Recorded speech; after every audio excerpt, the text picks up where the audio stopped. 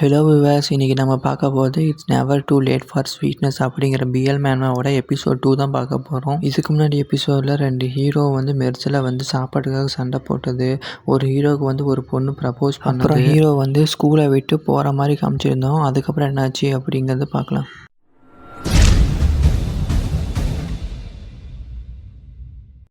Park மாதிரி ஒரு இடத்துல வந்து சியாங்கும் ஒரு பொண்ணு வந்து உக்காந்துருக்குறாங்க.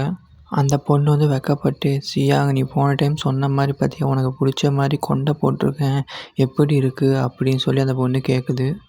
இந்த பொண்ணோட ப்ரப்போசலை எத்தனை டைம் நான் ரிஜெக்ட் பண்ணாலும் திரும்ப திரும்ப வந்துகிட்டே இருக்குது. நான் ரிஜெக்ட் பண்ணுறது கூட எனக்கு மறந்து போச்சு, எத்தனை டைம் ரிஜெக்ட் பண்ணான்னு கூட எனக்கு ஞாபகமே இல்லை அப்படின்னு சொல்கிறான். பார்த்தா அது கொண்ட மாதிரியே இல்லை அப்படின்னு சொல்லிட்டு அந்த பொண்ணுக்கிட்ட சொல்கிறான். சாரி காய்ஸ், அது கொண்டை இல்லை, குதிரை வலை. இப்போ தானே போட்டிருக்கேன், முடி வளர வளர அது குதிரை வலை மாதிரி தெரியும் அப்படின்னு சொல்லி அந்த பொண்ணு அவங்ககிட்ட சொல்கிறான். இந்த பொண்ணுக்கிட்ட என்ன சொல்லி திரும்ப தப்பிக்கிறது அப்படின்னு சொல்லிட்டு கல்லெட்டி உதைக்கிறான். அப்புறம் அந்த பார்க்கில் திரும்பி பார்க்கும்போது ஒரு இடத்துல வந்து சின்னியும் வந்து படுத்துட்டு இருக்கிறத பார்க்குறான்.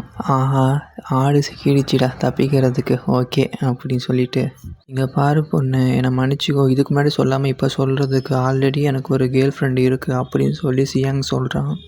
ஓ அப்படியா, சரி ஓகே எனக்கு புரிஞ்சுது அப்படின்னு சொல்லிட்டு அந்த பொண்ணு சொல்கிறான்.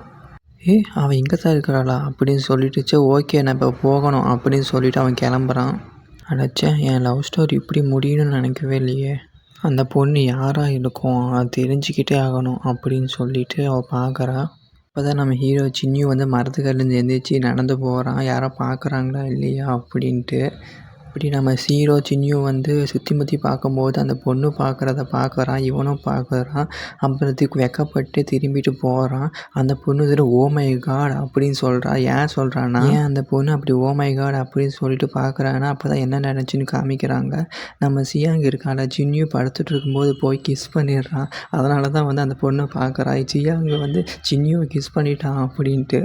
அப்போ வந்து அது பொண்ணு இல்லையா அப்படின்னு சொல்லிட்டு மூக்கில் இருந்தாலும் அவளுக்கு ரத்தம் வருது. அப்புறம் கிளாஸை காமிக்கிறாங்க. சின்னியும் வந்து ஒரு டேபிளில் படுத்துட்ருக்கான். அப்போ சில பொண்ணுங்களை கிளாஸில் பேசுகிறாங்க.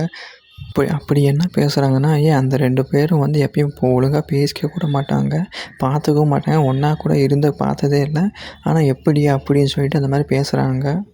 அப்போ நம்ம ஹீரோ சின்னியு வந்து எல்லாம் அமைதியாக இருங்கப்பா, சத்தம் போடாமல் இருங்க அப்படின்னு சொல்கிறான். அப்பையும் இந்த சின்னியோ வந்து அந்த 2 பொண்ணுங்க ஒரு மாதிரியாக பார்க்குறாங்க. நான் எப்பயும் கிளாஸில் அமைதியாக இருக்க சொல்லும்போது எல்லாம் அமைதியாக இருப்பாங்களே, என்னாச்சு எல்லாம் ஒரு மாதிரியாக பார்க்குறாங்க என்னையா அப்படிங்கிறான். அப்போ தான் அவன் முன்னாடி இருக்கிற ஃப்ரெண்டு வந்து ஃபோனை காட்டுறான், ஃபோனில் என்ன இருக்குது அப்படின்ட்டு. சியாங் ஃபேன் கேர்ள்ஸ் அப்படிங்கிற ஒரு குரூப்பில் வந்து மெசேஜ் பண்ணுறாங்க.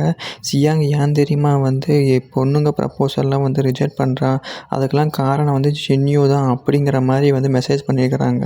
அதனால தான் வந்து எல்லாம் இதாக பார்க்குறாங்க அப்படிங்கிறான். சின்னி வந்து கோவப்பட்டு எந்திரிச்சு டேபிளை தட்டி, யார் இந்த மாதிரி அனுப்பிட்டுருக்கா அப்படிங்கிறான். இல்லை எனக்கு தெரியாதுப்பா அப்படின்னு சொல்லிட்டு அவன் முன்னாடி பெஞ்சில் இருக்கிறவன் சொல்கிறான். டேபிளை எட்டி உதச்சிட்டு போகிறான். அப்புறம் ஸ்கூலில் வந்து சியாங் கிளாஸை காமிக்கிறாங்க. சியாங் வந்து டெஸ்ட் எழுதிட்டுருக்கான். அப்போ எல்லாருமே அவனை தான் ஒரு மாதிரியாக பார்க்குறாங்க. அப்புறம் என்னடா எல்லாரும் பார்க்குறாங்க அப்படின்னு சொல்லிட்டு ஃபோன் எடுத்து பார்க்குறான். அப்போ தான் தெரியுது ஃபோனில் வந்து இந்த மாதிரி ரூமர்ஸ் ஏதோ பரவிட்டுருக்கு அப்படின்னு சொல்லி எந்திரிச்சு பார்க்குறான். அப்படி ஃபோனை பார்த்துட்டு இருக்கும்போது டோரை எட்டி உதச்சிட்டு சியாங் அப்படின்னு சொல்லிட்டு செம கோபத்தில் கையை முறுக்கிட்டு, வா உங்கள்கிட்ட தனியாக பேசணும் அப்படின்னு சொல்லிட்டு கூப்பிட்றான். இந்த எபிசோட் இதோட முடிஞ்சு போச்சு. உங்களுக்கு இந்த வீடியோ பிடிச்சிருந்தால் லைக் பண்ணுங்கள், சப்ஸ்கிரைப் பண்ணுங்கள், பெல் ஐக்கானை கிளிக் பண்ணிக்கோங்க.